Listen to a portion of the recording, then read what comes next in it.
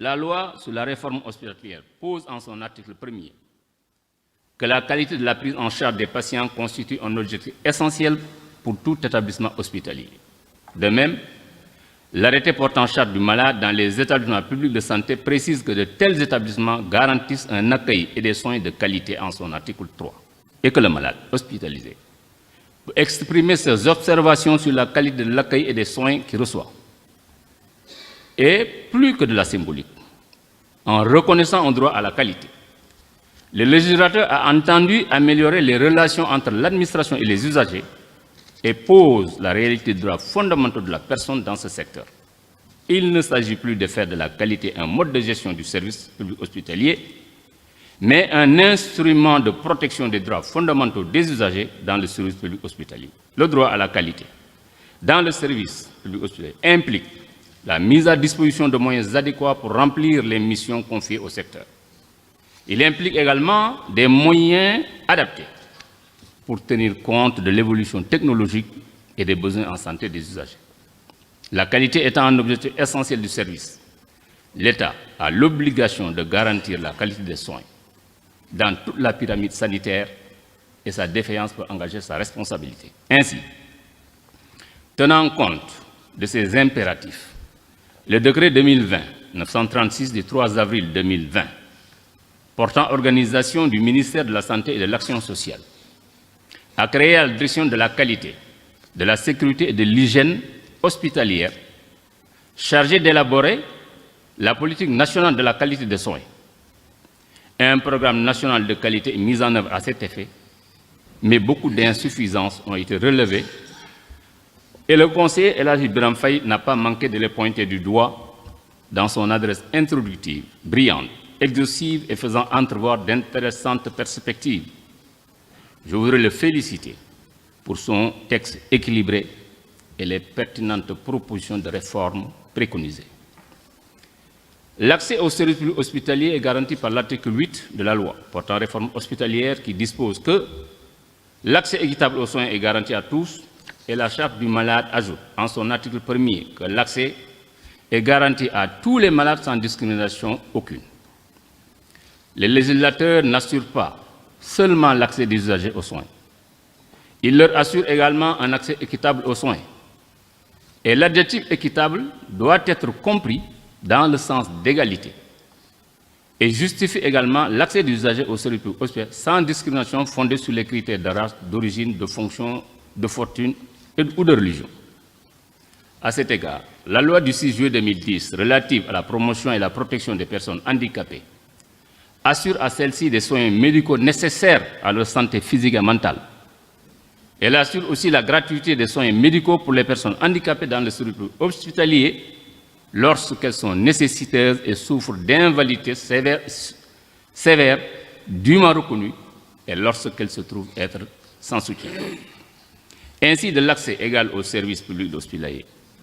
Le législateur en arrive à l'accès universel au service public hospitalier en favorisant l'émergence de politiques tarifaires particulières en faveur des usagers vulnérables ou démunis et en tenant compte des spécificités locales. Par ailleurs, le principe d'adaptabilité du service ne doit pas avoir pour effet de créer de nouvelles catégories d'usagers vulnérables avec l'adoption de nouvelles technologies.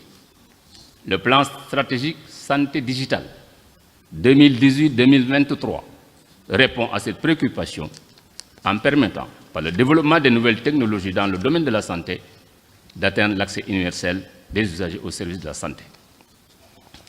Le principe de continuité a été également posé comme principe fondamental de gestion du service public hospitalier par la loi portant réforme hospitalière, en son article 8. En effet, les usagers et les malades doivent être accueillis de jour comme de nuit si l'état du malade ou du blessé le justifie.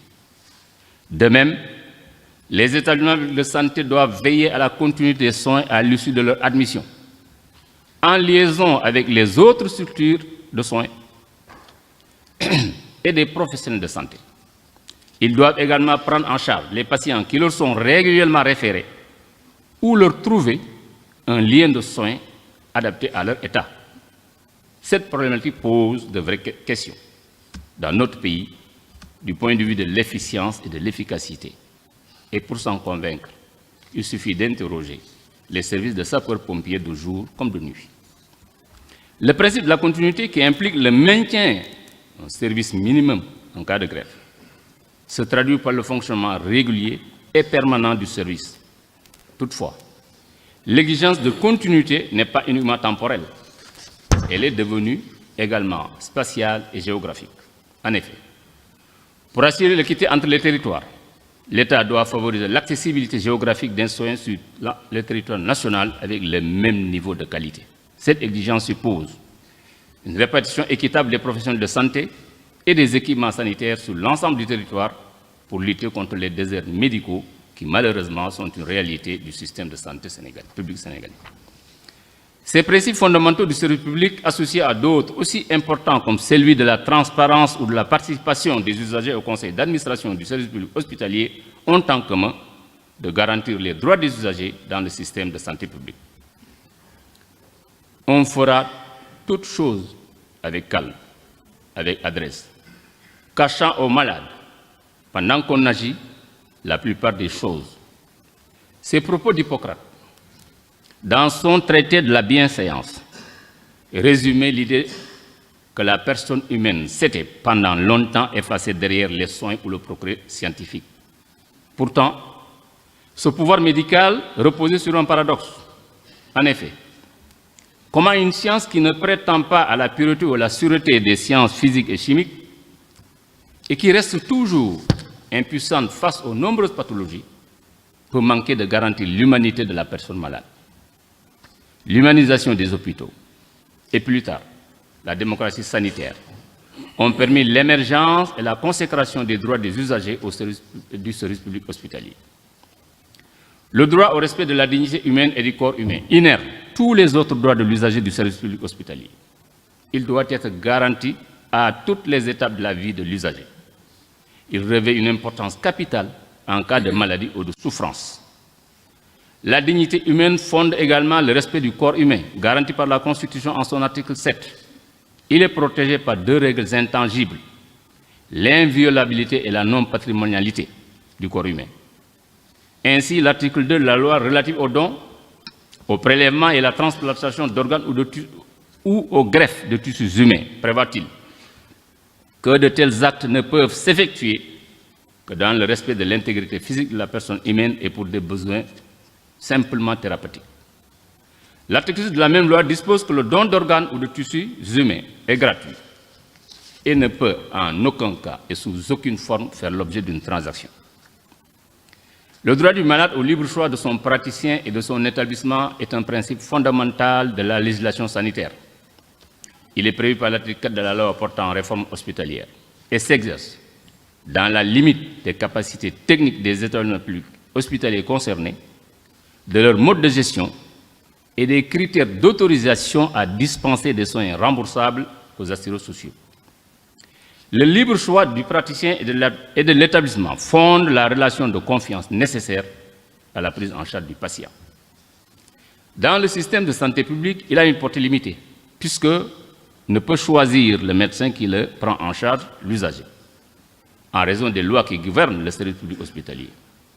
Toutefois, aucune disposition n'impose aux usagers des limites géographiques pour l'accès aux professionnels de santé. L'article 7 de l'arrêté portant charge du malade dans les établissements publics de soins hospitaliers dispose que le malade a droit au respect de sa vie privée, de ses croyances, ainsi que de la confidentialité des informations personnelles, médicales et sociales le concernant. Le même article prévoit aussi que les établissements et les personnels sont tenus de protéger la confidentialité des informations qu'ils détiennent sur les personnes accueillies.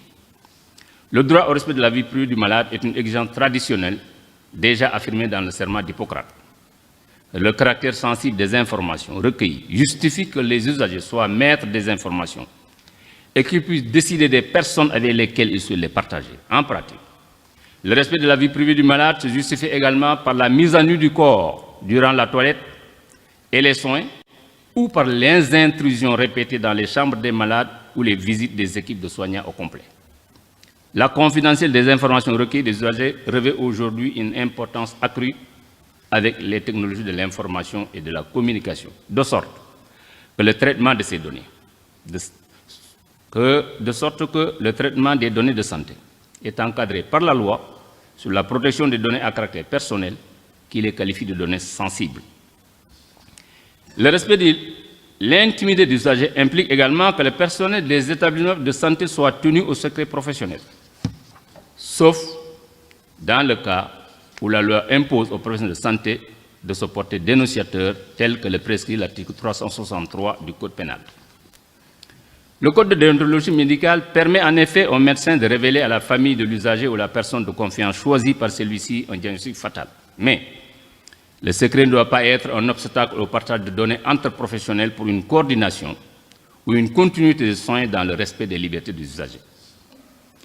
Le droit à l'information des usagers du système de santé publique est posé par l'article 6 de la loi sur la réforme hospitalière. Ce texte dispose que dans le respect des règles déontologiques qui leur sont applicables, les praticiens des établissements hospitaliers assurent l'information des personnes soignées en tenant compte de leur niveau de compréhension. Il précise également que les personnels paramédicaux participent à cette information dans leur domaine de compétences et dans le respect de leurs propres règles professionnelles. Le droit à l'information participe à l'autonomie, à la sauvegarde de la dignité et à l'intégrité corporelle des usagers dans le système de santé publique.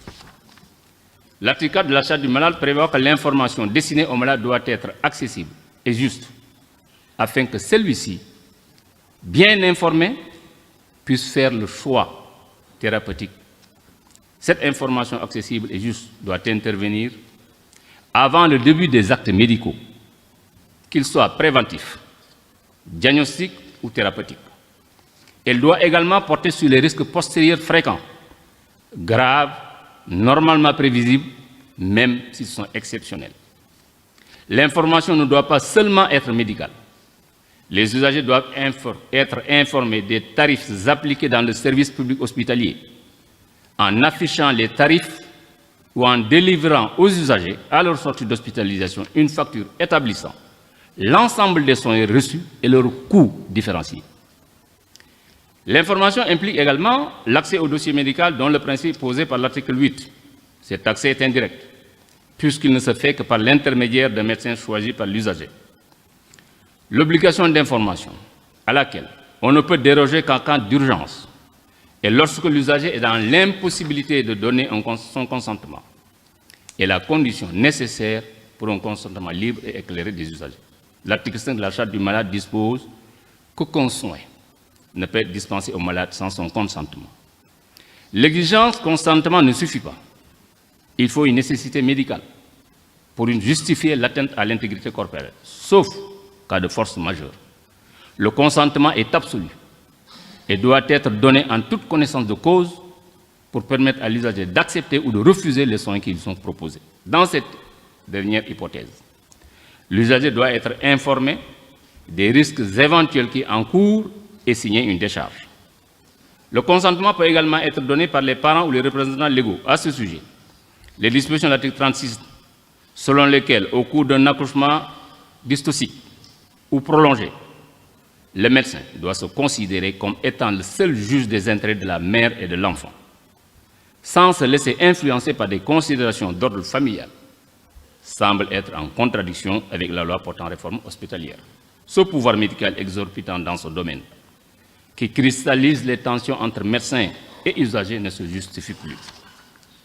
Il en est de même des dispositions de l'article 33 du même code, qui prévoit qu'un pronostic peut légitimement être dissimulé au malade pour certains actes médicaux.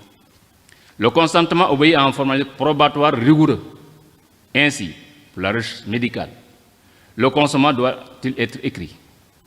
En matière de don d'organes, il fait l'objet d'une judiciarisation et doit être exprimé devant le président du tribunal d'instance ou devant le procureur de la République. En cas d'urgence, il est interdit, lorsque le prélèvement a pour objet la totalité d'un organe vital d'une personne vivante ou lorsqu'il met en danger la vie du donneur.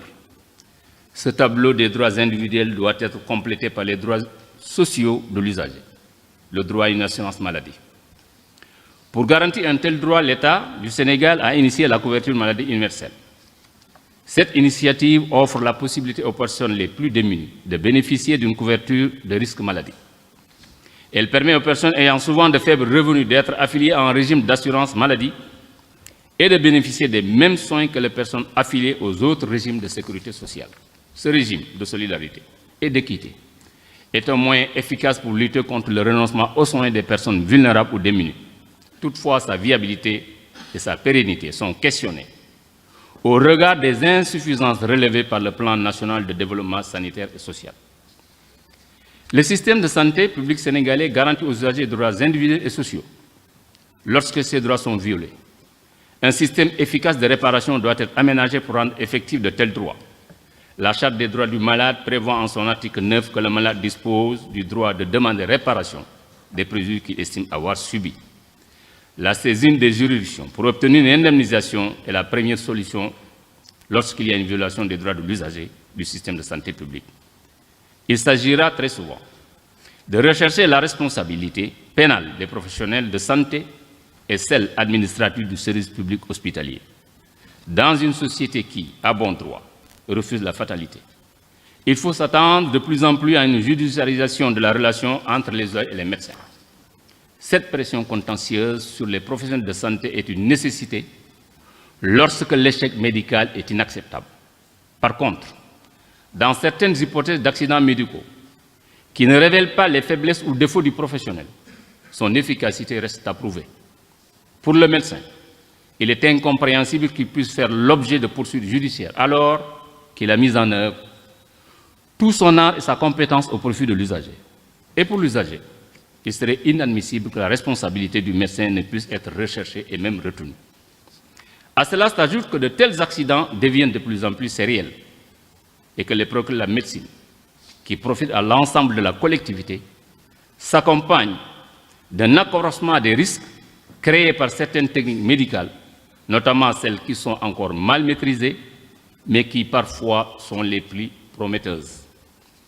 L'idée d'une socialisation du risque qui n'exclut pas la faute des professionnels de santé est une piste de réflexion pour assurer l'indemnisation des usagers à l'image des victimes d'accidents de la circulation. Le rétablissement de la confiance entre les usagers et le système de santé publique exige également que soient explorés d'autres modes de règlement des litiges médicaux, notamment les modes amiables de règlement des litiges pour obtenir une indemnisation à l'amiable. L'institutionnalisation de la médiation et de la conciliation permettra de renouer le dialogue avec les médecins, soit rompu par une absence d'information des usagers. Pour rendre effectifs les droits des usagers du système de santé publique, il faut également une mise en œuvre concrète des dispositions de l'article 9 au terme desquelles celui-ci peut exprimer ses observations sur la qualité de l'accueil et des soins.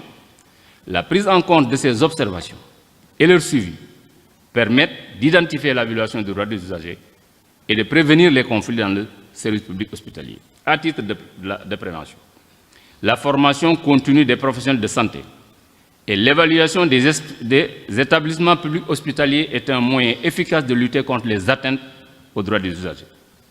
La politique d'évaluation prévue par l'article 7 de la loi portant réforme hospitalière est un moyen d'assurer l'amélioration continue de la qualité des soins. L'évaluation de la qualité des soins dans le système de santé peut avoir pour effet de procéder à une normalisation de la décision médicale. Les références médicales, recommandations ont pour objet de susciter ou de renforcer les bons gestes médicaux et de garantir ainsi la qualité des soins. Elles ne changent pas la nature de la médecine, mais lui permettent d'être plus modeste et plus vigilante, en prenant les précautions les plus habituelles pour éviter des erreurs flagrantes. Toutefois, la normalisation de la décision médicale ne doit pas avoir pour seul effet la maîtrise des dépenses de santé, ni d'inciter à la routine qu'elle est censée prévenir. Le Sénégal est une démocratie sanitaire avec un système de santé publique soumis à des lois et reconnaissant des droits individuels et sociaux aux usagers, lesquels, tenus de respecter certains devoirs, ont la faculté de saisir les juridictions compétentes lorsque les droits ont été violés. Ce système, comme tout système, peut et doit être amélioré. Pour corriger les insuffisances constatées et relever les défis qui l'interpellent, un système dont l'objet est la personne humaine doit avoir une éthique qui concerne l'autre, qui rencontre l'autre, c'est-à-dire s'intéresser au malade comme personne et non comme objet de soin, considérer soi-même comme un autre. Or, cette rencontre intime des acteurs de la santé n'est possible sans empathie ni compassion. C'est cette démarche d'éthique appliquée que nous suggère le professeur Abdul Khan dans son livre La vie sur un fil, véritable éthique à la rencontre de l'autre. Monsieur le Président, puis permettez-moi pour clore mes propos de vous prier d'accepter l'expression de ma profonde gratitude à l'occasion de la tenue de cette dernière audience solennelle de rentrée des cours et tribunaux à laquelle, en cette qualité, il m'a été donné de participer. Vous m'avez permis d'accéder et d'exercer les plus éminentes responsabilités auxquelles un juge peut prétendre.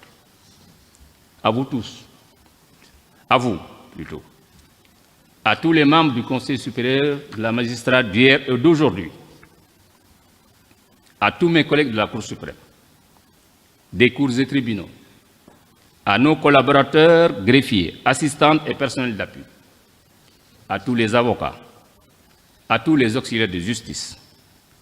Au moment où je quitte mes fonctions et prends définitivement congé de la magistrature, je voudrais vous exprimer ma profonde reconnaissance et mon infinie gratitude. Je voudrais vous dire aussi combien je suis heureux et fier d'être juge sénégalais. Heureux et fier d'avoir été juge au Sénégal. J'ai aimé profondément et passionnément deux choses, la justice et la magistrature. Elles ont meublé mes rêves et éclairé mon horizon. 41 ans de pratique professionnelle m'ont permis d'avoir la ferme conviction que pour servir l'une et magnifier l'autre, il faut de la générosité, de la tempérance, de la disponibilité, de l'humilité, de l'écoute, du dévouement, de la loyauté, mais aussi du courage personnel. Je vous remercie de votre aimable attention.